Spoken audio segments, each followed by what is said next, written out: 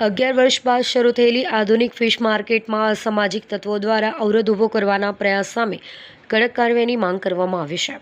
સુરત શહેરની 11 વર્ષથી બંધ પડેલી આધુનિક ફિશ માર્કેટને કાયદેસર રીતે સ્ટેન્ડિંગ કમિટીના ઠરાવ બાદ ધી સુરત ફિશ મર્ચન્ટ એસોસિએશનને એલોટમેન્ટ કરવામાં આવી છે। ત્યારબાદ તમામ જથ્થાબંધ માછલી વેપારીઓએ નિયત ડિપોઝિટ ભરી શાંતિપૂર્ણ રીતે પોતાનો વેપાર શરૂ કર્યો છે। આ ફિશ માર્કેટ લાંબા સમય સુધી બંધ રહેવાના કારણે ત્યાં અસામાજિક તત્વોનો અડ્ડો બની ગયો હતો, જ્યાં ચરસ, ગાંજો, દારૂ અને એમડી જેવા નશીલા પદાર્થોના ગેરકાયદેસર વેપાર થતા હોવાનો આક્ષેપ કરવામાં આવ્યો હતો। તારીખ 3/7/2026ના રોજ માર્કેટ શરૂ થતાં કેટલાક સામાજિક તત્વોએ ઇરાદાપૂર્વક 4 વ્હીલર વાહનો પાર્ક કરી માછલીથી ભરેલા વાહનોને માર્કેટમાં પ્રવેશતા અટકાવ્યા હતા, જેના કારણે ઘર્ષણની ઘટના સર્જાઈ હતી।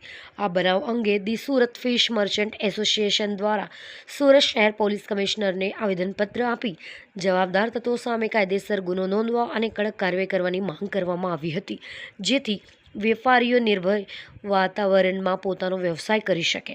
ઉલ્લેખનીય છે કે ભારતના યશસ્વી વડાપ્રધાનના માર્ગદર્શન હેઠળ ₹3 કરોડની ગ્રાન્ટ ફાળવવામાં આવી હતી। આ ગ્રાન્ટના સહયોગથી ગુજરાત રાજ્ય સરકાર દ્વારા આધુનિક ફિશ માર્કેટનું નિર્માણ કરવામાં આવ્યું છે। આ માર્કેટનો મુખ્ય હેતુ માછલી વેપારીઓને આધુનિક, સ્વચ્છ અને સુવિધાસભર વ્યવસાયિક માળખું ઉપલબ્ધ કરાવવાનો છે।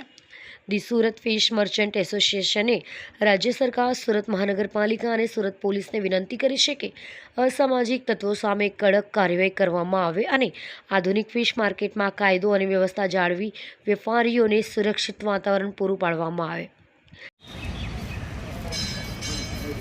નમસ્કાર પત્રકાર મિત્રો, હું કલ્પેશ નવસારીવાલા સુરત ફિશ મર્ચન્ટ એસોસિએશનનો પ્રમુખ છું અને મારી સાથે અહીંયા અત્રે પધારેલ મારા એસોસિએશનના તમામ સર્વે વેપારી મિત્રો આપ જોઈ શકો છો, બધા હાજર છે।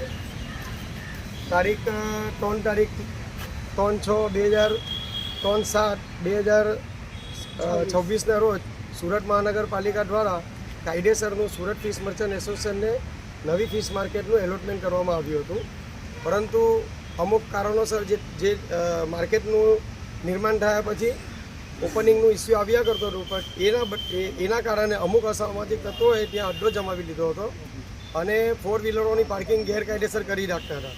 હવે જ્યારથી અમારું ફિશ માર્કેટ ચાલુ થયું છે ત્યારથી આવા દારૂના બુટલેગરોનો એકદમ અસહ્ય ત્રાસ છે।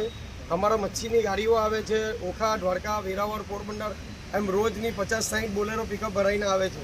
રોજનું ટ્રાફિકની સમસ્યા થાય છે, તો આજ રોજ અમારા એસોસિએશન તરફથી સામેવાળા તત્વોને અમે કહેવામાં આવ્યું કે ભાઈ તમે આ તમારી 4 વ્હીલરો જે પાર્ક છે મહેરબાની કરીને તમે બહાર કરો, અમને તકલીફ થાય છે। તો સામેથી જ આજ બુટલેગરોએ અમારી પર બીભત્સો ગાળો આપીને ગાળામગાળી કરી કે તમારી થાય તે કરી લો, અમારો બીજા બુટલેગરો છે અમારું કંઈ ઉખાડી નહીં લે। અને આ કારણસર અમારું આખું એસોસિએશન, તમામ વેપારી ભાઈઓ, અમારા સેક્રેટરી સાહેબ ફૈનીશભાઈ મનવાલા હાજર છે અને અમારી સમસ્ત કારોબારી ટીમ હાજર છે। માનનીય પોલીસ કમિશનર સાહેબને અમે રજૂઆત કરવા આવ્યા છે કે અમારા નિર્દોષ વેપારીઓની જાન અને સલામતીની સુરક્ષા આપ સાહેબ કરો। અમને ખૂબ જ ત્રાસ આપવામાં આવે છે, અમારી ગાડીઓને આવવા દેવામાં આવતું નથી, ઘડી વારંવાર ગાળામગાળીઓ કરવામાં આવે છે। વેપારીઓ સવારે 4 વાગે આવીને માર્કેટમાં આવે છે ત્યારે પણ ન્યુસન્સ કરવામાં આવે છે। ટાર્ગેટ બનાવીને મને પ્રમુખ તરીકે ગઈકાલે રોજ મારી પર હુમલો કરવામાં આવ્યો છે, મારી કાર પર હુમલો કરવામાં આવ્યો છે।